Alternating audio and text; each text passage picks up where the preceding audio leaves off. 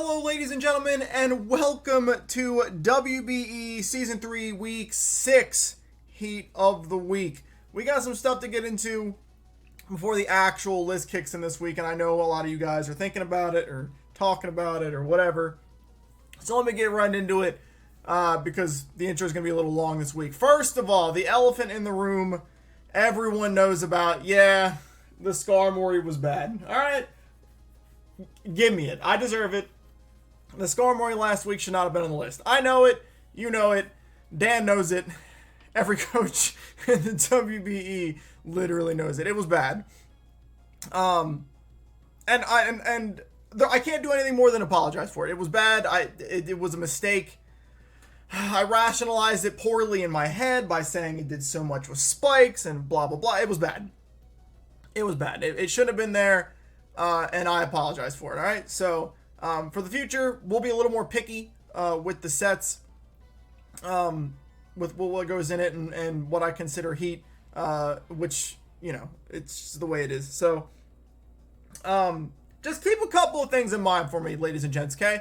I can only work with what's given to me. I can only feature sets, obviously, that are run by the coaches. So, every week, it's not going to be this perfect storm of 6 immensely awesome, 10 out of 10, completely heat, did a bunch of work Pokemon that's going to go in, you know, and make my job free. It's not going to happen. So that's why, you know, every week almost, I think at this point, we've let off the list with a cool set that didn't really get to do much, or a lot of times it's a heat set like T-Tar last week that's only really running one heat move low kick, or, you know, something like that, etc. So when it comes to that kind of stuff, just remember that I'm, you know, it's not the easiest thing to pick from the 6, because there's not always like 6 clear, this is definitely gotta make the list kind of thing. And you gotta make compromises here and there to get stuff on the list. Now, that said, the coaches do run a lot of good stuff each week. I've never found a week to this point where I went, I don't even think I can get 6 on the list. There's always enough to run. I mean, there's 28 coaches. You know, it's easy to get 6. But some of the coaches just don't run like super heat sets, and you know, it's just the way it's got to be sometimes. So just when that kind of stuff happens, when you're looking at a set that's like not all the way there, and you're like, does this really deserve it? Just remember that it's not always that easy. It's not always like a pure 6. That's just gonna make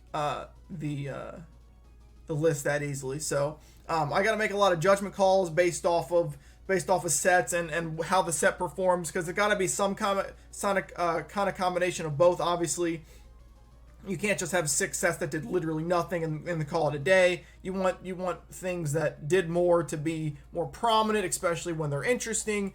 And of course, everyone's going to have their own opinions. Some people will agree and some people will disagree. But that's fine. Everyone has a right to decide what they want, you know, to think the things that they think. And that's fine. And I don't judge any of you for it. I don't care. It doesn't matter to me that you guys have differing opinions. You know, because you guys deserve them. Just keep that kind of stuff in mind when you're watching the videos each week. But all that said, still, Skarm was dumb.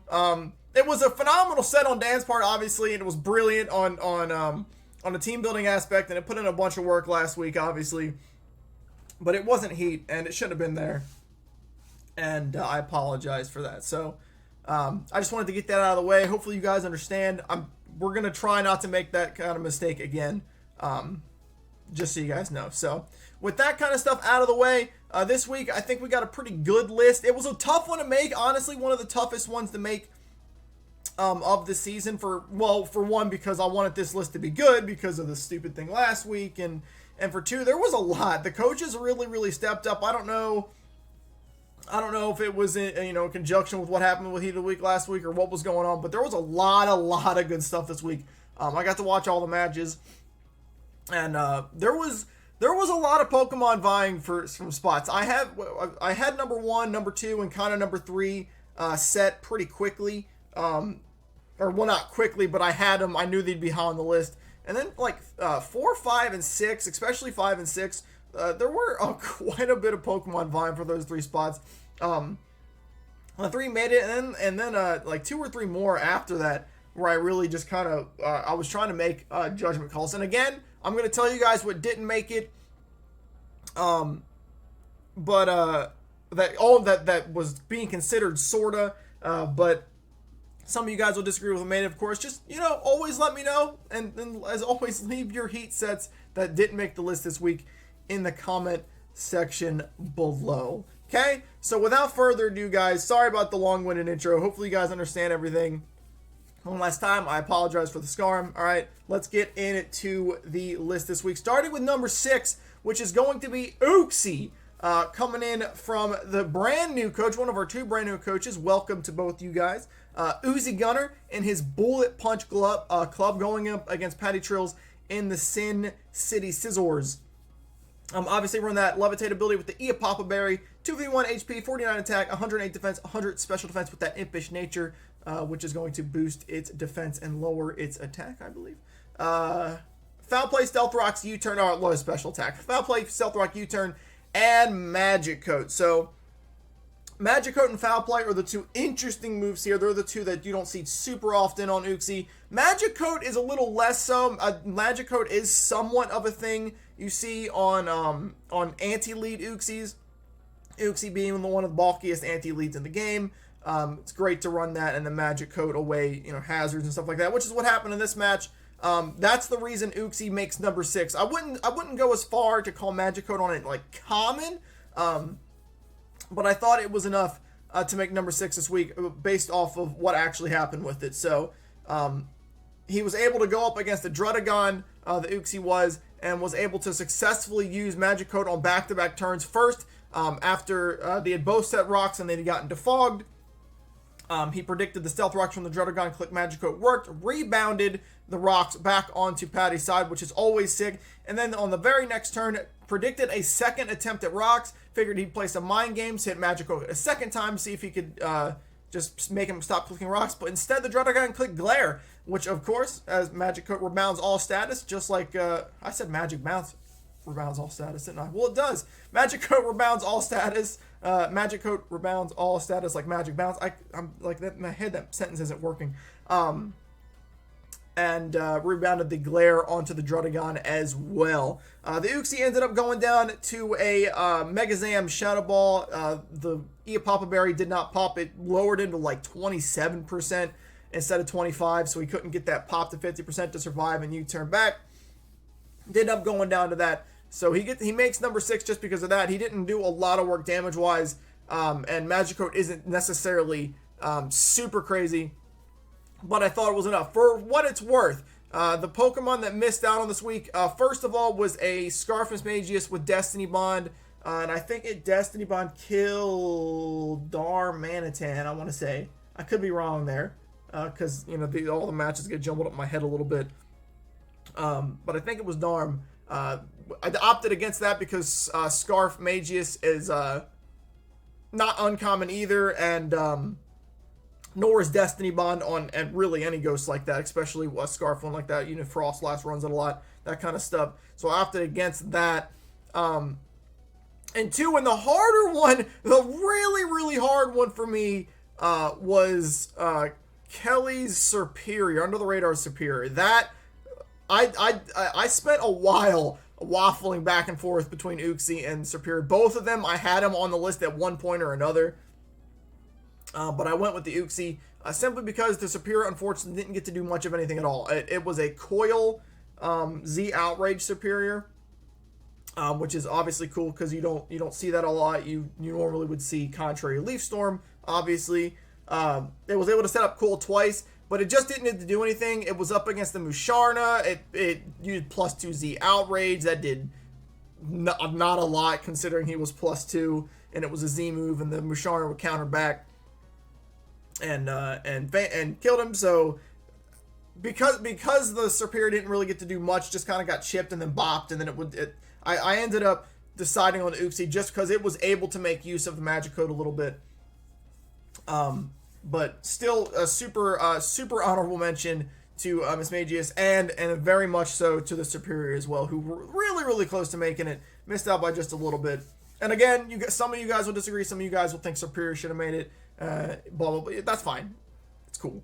you guys have a right to an opinion. So jumping into number 5, we have Envy yet again. Envy makes the list quite a lot, and this time he's running his Azumarill. Now this one's interesting as well. For a couple reasons. Envy himself was pretty adamant about this getting on the list. He wanted this to make it, and I thought it was good enough to make it. We're gonna put it low though. It's gonna hit number 5 instead of going higher for a couple of reasons. So obviously Envy, San Diego Jimmy Chargers going against Cybertron and his I think it's Melbourne Rotoms. Sap Sipper, which is already out there. Sap Sipper is not what you see normally. Of course, it'd be huge power leftovers. Max HP, 236 defense, 4 special attack, 4 special attack, 12 special defense, 4 speed, bold nature, Whirlpool, Hidden Power Fire, Perish Song, and Protect. So you got 3 things that, well, the whole set really with the Protect. So this thing makes number 5 and not any higher because 1, and I know all of you have already said it to yourselves, all right?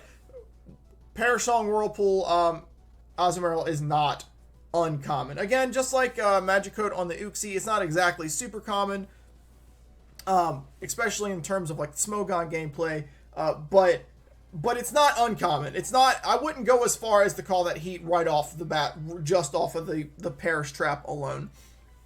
But combined with Hidden Power Fire, I felt like it did enough to earn its way onto the list this week. So this thing is doing 2 things that's already happened on Heat of the Week in the past. We've already seen a Perish trapping. I think it was Politoed then. And we've already seen a Hidden Power Fire Pokemon make the list. That would be Scolipede in week 1 from Elliot. So what the Azumarill did was twofold. First of all, it was able to trap and kill Mega Slowbro with the Whirlpool Perish Song combo, which is awesome. Obviously, Slowbro, Mega Slowbro is super duper annoying. Balky as hell. Pain in the butt, but easily able to manage that with the Perish Trap tech, which is cool. But more importantly for me is what happened after that. So the Mega Bro on Cybertron's side was running Trick Room. And on his very last turn, the turn that the Perish Song ran out, he opted to click Trick Room just to get it up. Turns out that was a mistake, and Envy took full advantage of it because after that, he had obviously switched Azumarill out to avoid the Perish Song. Cybertron went into Kartana to counter the Ditto that had turned into Mega Slowbro on Envy's side. Clicked Leaf Blade.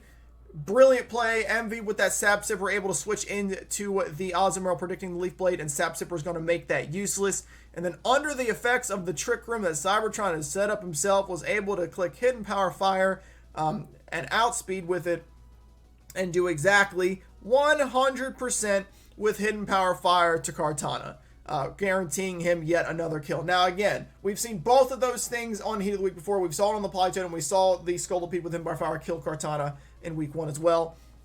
So it's a couple of things that we've already seen combined into one. And just based off the fact that it was able to play around with the his opponent's Trick Room like that, one hit the Kartana, switching on the Leaf Blade, all that fun stuff, I gave it number 5 on the list this week. Again, I know Perish Trap is not like super duper heat for Azumarill, but I thought that combined with the Hidden Power Fire was good enough to make the list this week. Number 4 this week goes to Woofy Glick and the Milwaukee Bewares. First of all, that is supposed to be a picture of Megastoise, just so you guys know. And he was going up against Mr. Talent and the New York Marauders this week. So Blastoise is going to be running Rain Dish, which means nothing because he Megas turn 1. Blastoise tonight, obviously. 4 HP, max special attack, max speed. Nothing crazy there. Modest nature. Work Up, Aqua Jet, and Dark Pulse and Water Pulse. So Dark Pulse and Water Pulse are both fine. You either see Water Pulse or Scald, obviously on Mega Blastoise, depending on whether you want to go for Burn or the extra damage with the Mega Launcher. Dark Pulse, Mega Launcher move, obviously. But the 2 reasons he really makes it is Aqua Jet and Work Up. Just like the other ones, Aqua Jet not super duper out there. Work Up is what is really different for a Megastoise. You typically would never, in fact, I've never seen Work Up Stoise. I actually didn't even know he got it, to be honest with you guys. He was running Aqua Jet for Nihilego, mainly because of Tyranitar's ability to set up the Sandstorm. Was it Tyranitar? It might have been Gigalith. Oh man, I forgot.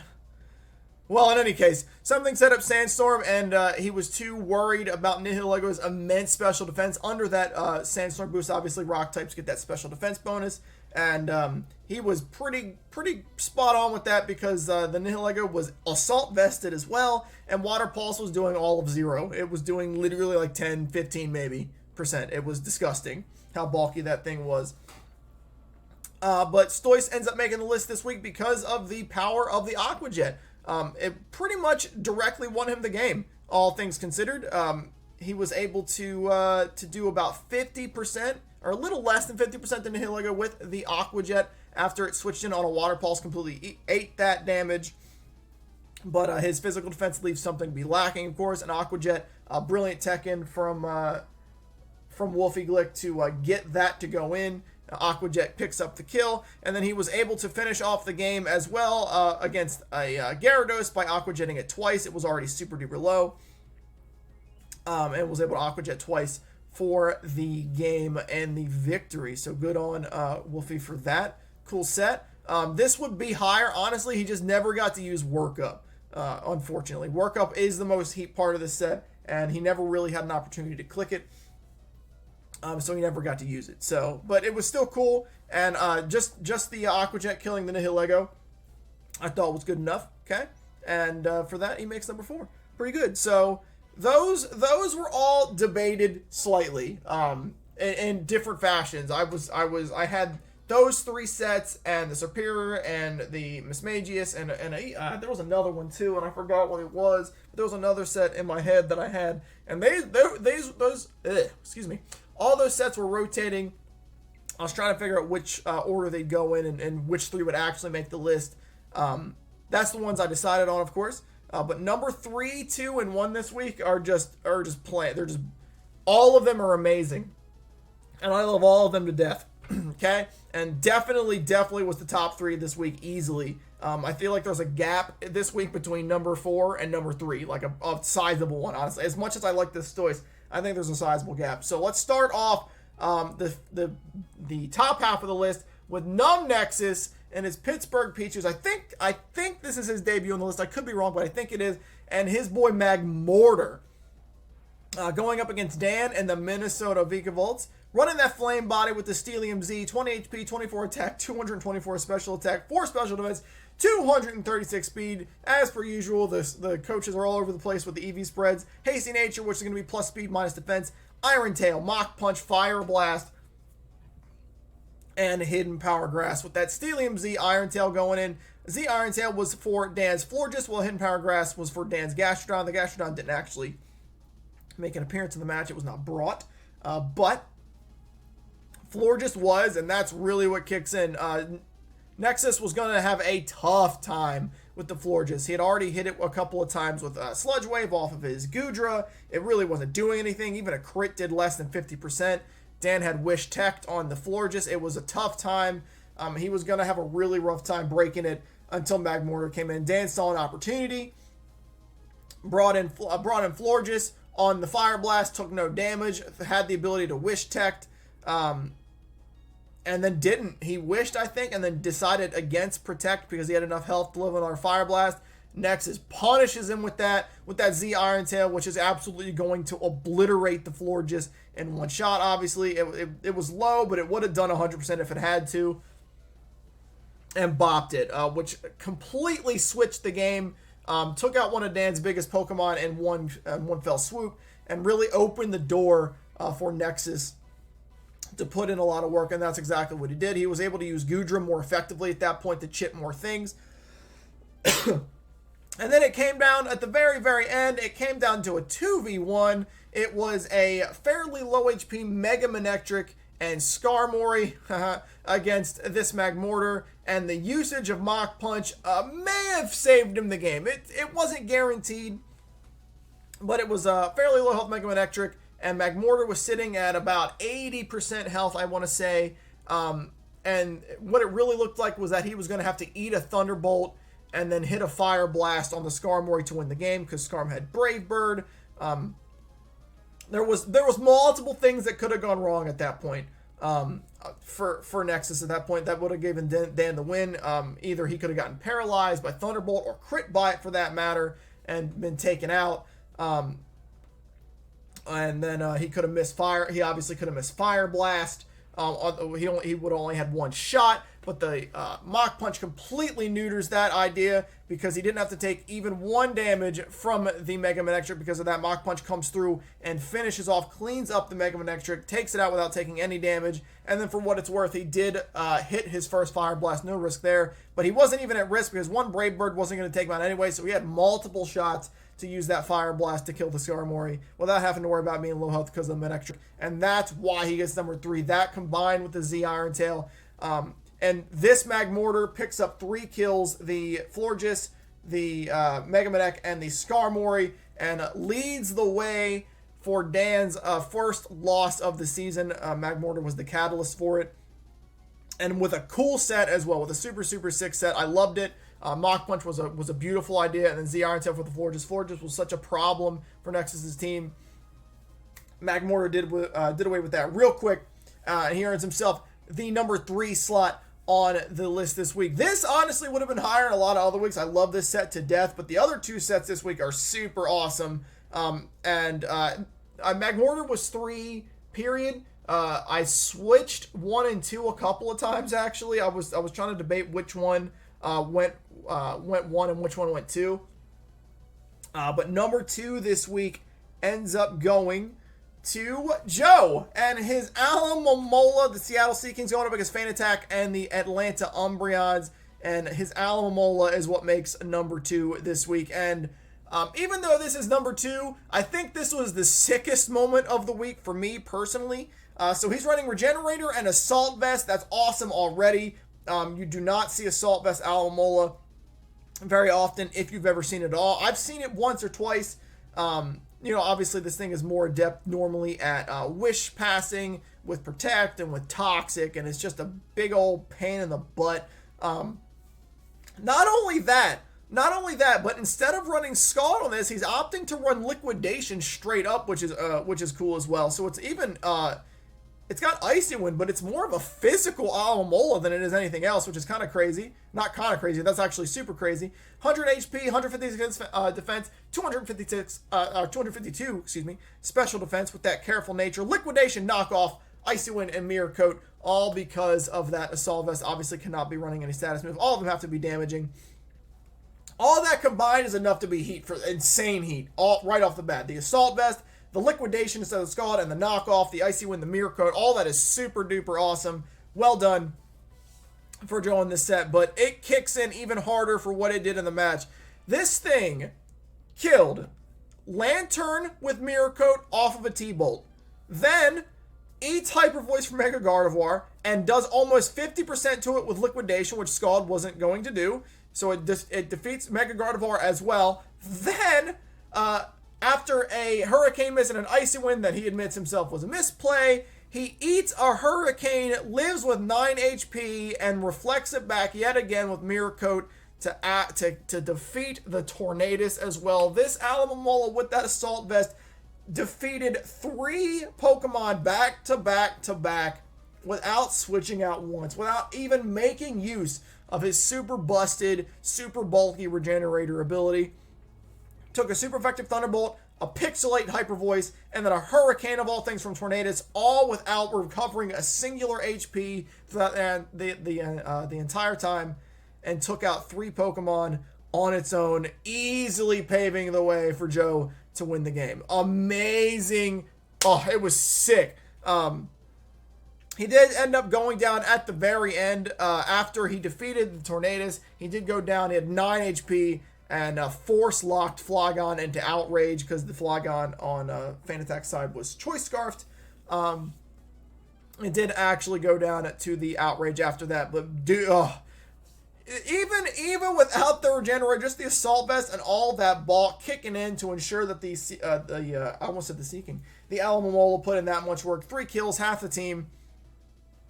And super awesome set on Joe's part. Definitely deserving of a high spot on this list. I really almost had it at number 1 at one point this week, but I just couldn't. I had to give number 1 to something else. You guys might already know what it is, and there might be quite a few of you who think Alomomola was number one, which is fine. Like I said, it was a tough decision for me. But number one this week, I decided to give it to Vivid and his South Texas Sableye for my boy, one of my favorite Megas in the entire game, Mega Agron, going up against K-Cray and the LA Spice.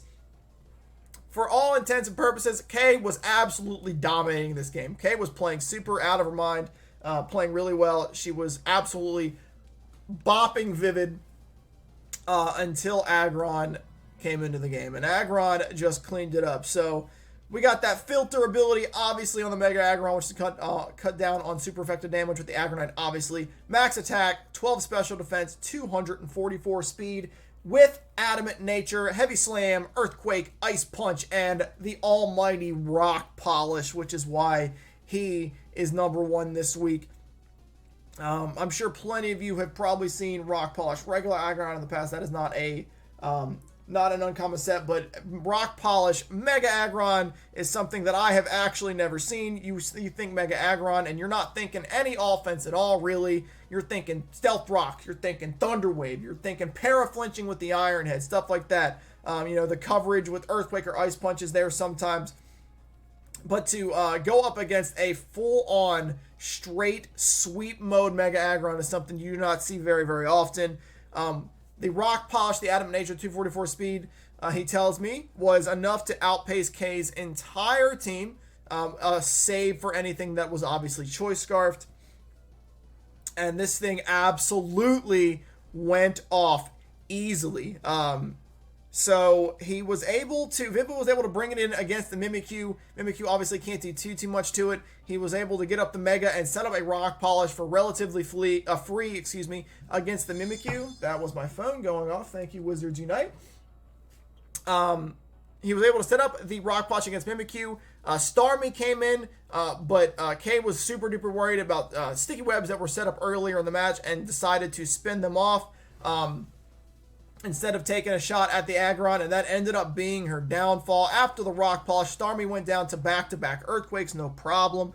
Crobat came in, not fast enough, which is crazy. Was outsped and defeated by Heavy Slam after that. And then the biggest moment of them all, Kay brings in Garchomp, doesn't know the full set yet, gets bopped with an Ice Punch, which honestly, Garchomp probably lives very poorly, except a crit, which ended the game for what it's worth. I believe her Garchomp this week was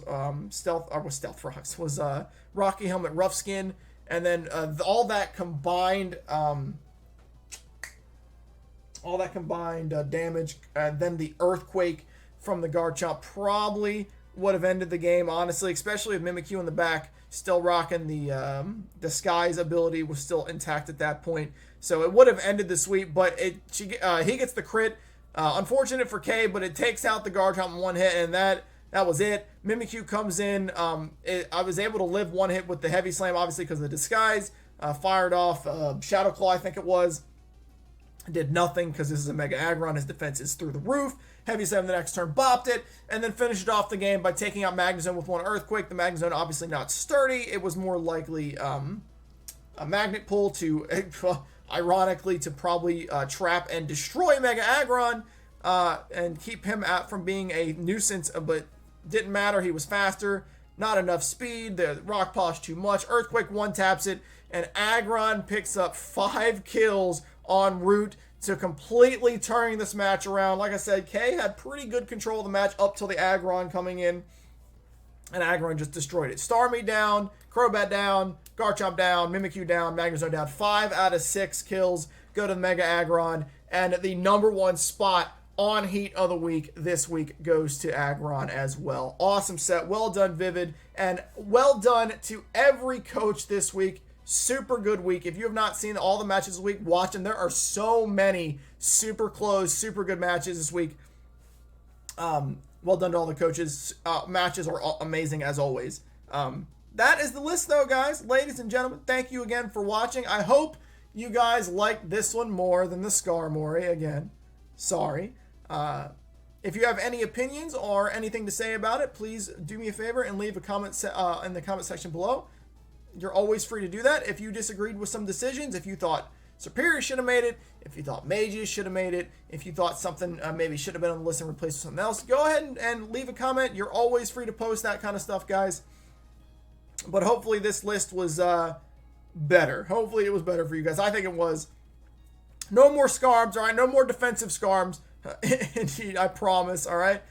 But good week, good stuff from all the coaches. And that does it for week 6 Heat of the Week. I will see you guys for week 7, all right? All right, peace, guys.